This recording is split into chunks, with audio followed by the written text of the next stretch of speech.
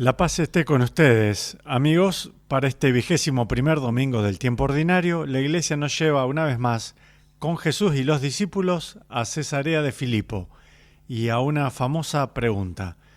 Me resulta interesante, he estado predicando ya durante 40 años y cuán a menudo esta escena aparece en la liturgia. Cuán a menudo la Iglesia quiere que volvamos a Cesarea de Filipo y a la pregunta planteada por Jesús. Ahora bien, los personajes principales en esta pequeña escena son Jesús y Pedro. Cada vez que el foco está en Pedro, estamos hablando de eclesiología, estamos hablando del estudio de la Iglesia. Pedro es una especie de símbolo de la Iglesia. Y así vamos a aprender algo aquí muy importante, tanto sobre Jesús como sobre la Iglesia. Pero tenemos que desentrañar la dinámica de esta escena. Es infinitamente fascinante, tanto que tras más de 2000 años la Iglesia sigue volviendo a la escena y extrayendo enseñanzas de ella.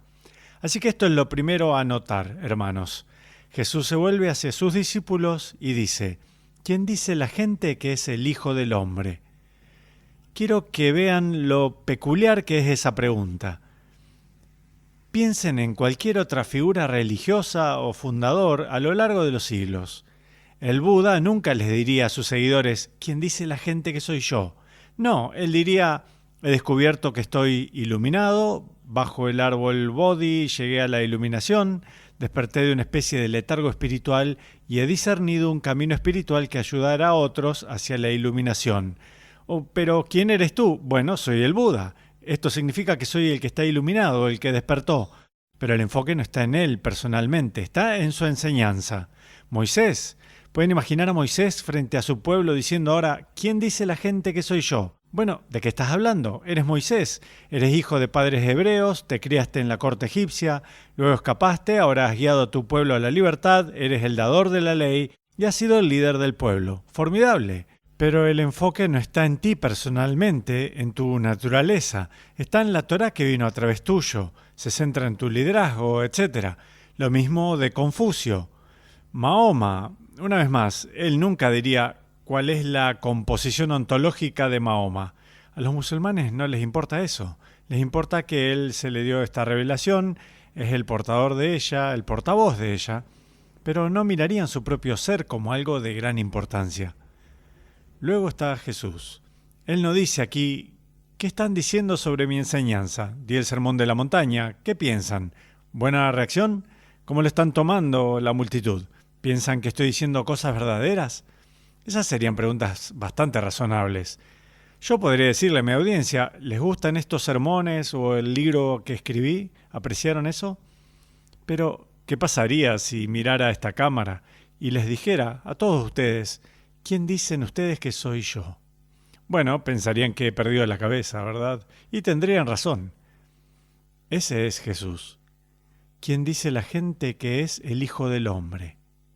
Noten algo también, me resulta interesante. En las cartas de Pablo, la literatura cristiana más temprana que tenemos, la predicación y las cartas de Pablo, apenas hay mención de la enseñanza de Jesús. Solo referencias breves y ocasionales, indirectas a ella, pero hay un enorme interés en quién es Él. Miren los primeros concilios de la Iglesia. No están hablando de la enseñanza de Jesús o sus parábolas o el sermón de la montaña. Están masivamente interesados en quién es Él. Toda la conversación sobre Dios de Dios, luz de luz, Dios verdadero de Dios verdadero, naturaleza, persona, hipóstasis, todo este lenguaje técnico para describir quién es Él. Porque, hermanos, ese es el corazón del cristianismo y ese es el foco de la Iglesia a lo largo de los siglos. Sí, la enseñanza de Jesús, por supuesto que la reverenciamos, pero la pregunta fundamental es: ¿quién es Él? La Iglesia da respuesta a esa pregunta a lo largo de los siglos. ¿Quieres saber cuál es la tarea básica de la Iglesia? Es esa, y proviene de esta peculiar pregunta. Ahora bien, esto es lo siguiente que discernimos. Escuchen, ellos le respondieron: unos dicen que eres Juan el Bautista, otros que Elías, otros que Jeremías o alguno de los profetas. ¿Qué están haciendo ahora? Están haciendo una encuesta de opinión pública. y estos discípulos de Jesús habrán estado escuchando a las multitudes. Estoy seguro de que esto es correcto. Habrán captado estas diversas teorías. ¿Es la reencarnación de estos grandes profetas? ¿Es como Juan el Bautista que volvió a la vida? De acuerdo. Si hoy, de una manera más sofisticada, hiciéramos una encuesta de opinión pública, ¿quién es Jesús? ¿Quién dicen que es Jesús? Obtendríamos muchas respuestas similares, una variedad de otras respuestas. O es un fundador religioso, es un maestro moral, o es un místico, es un gurú, o es un sabio, este pobre tipo asesinado por los romanos. La opinión pública les daría una gama de impresiones, ¿verdad? Entonces Jesús se vuelve hacia los 12. Está bien, sí, eso es lo que dice la gente. ¿Quién dicen ustedes que soy yo? Es interesante ahora que nadie habla. Se acaba de volver hacia su círculo íntimo, hacia los líderes de su grupo, la élite. Podrían decir los aristócratas que lo siguen. No tienen una respuesta. La Iglesia no es una democracia basada en la opinión pública, ni es realmente una aristocracia basada en el consenso de la élite. ¿Quién habla? Pedro. Pedro habla. Tú eres el Cristo, el Hijo del Dios vivo. Pedro sabe quién es Jesús. Y eso es lo más importante que hay que saber. Pedro habla aquí con la autoridad de la Iglesia de saber quién es Jesús. ¿Acaso no es el trabajo de la Iglesia, guiada por Pedro y sus sucesores a lo largo de los siglos, el de seguir proclamando esta verdad? Sabemos quién es Él, sabemos quién es Él, sabemos quién es Él. Todo lo demás se deriva de eso. No estoy diciendo que sea la afirmación exclusiva de la Iglesia, pero es la afirmación central de la Iglesia. No proviene de la opinión, ni siquiera del consenso de la aristocracia. Proviene místicamente y por un carisma especial de Pedro y sus sucesores. Así que escuchen a Jesús. Jesús le dijo entonces: dichoso tú, Simón, hijo de Juan, porque esto no te lo ha revelado ningún hombre, sino mi Padre que está en los cielos. Y yo te digo a ti, Simón Bar-Joná, tú eres Pedro. Kefa le habrá dicho en su arameo, Kefa traducido Petros en griego, Petrus en latín, de ahí Pedro en español, piedra, rocoso. Y sobre esta piedra edificaré mi iglesia. ¿Sobre qué está edificada la iglesia? No sobre el consenso común, no sobre el consenso aristocrático. Se basa en esta afirmación mística. Y es a Pedro y a sus sucesores a quienes se les da la prerrogativa de anunciar esto a lo largo de los siglos. Esa es la piedra. Creo que ya conté esta historia antes. Fue cuando el Papa Benedicto XVI fue elegido y el cardenal George estaba allí, mi gran mentor, y Benedicto aparece en la loggia de San Pedro después de la elección, está allí saludando a la multitud y tiene esta expresión extrañamente reflexiva. Y le preguntaron más tarde qué era, y él dijo: bueno, estaba pensando en Roma y en todos los emperadores romanos, donde vivían allá en el Monte Palatino. Y luego me preguntaba, ¿dónde están? ¿Dónde están los emperadores romanos? ¿Dónde está el sucesor de Julio César o de Augusto César? Y dijo, no están en ninguna parte. Todo aquello se convirtió en polvo.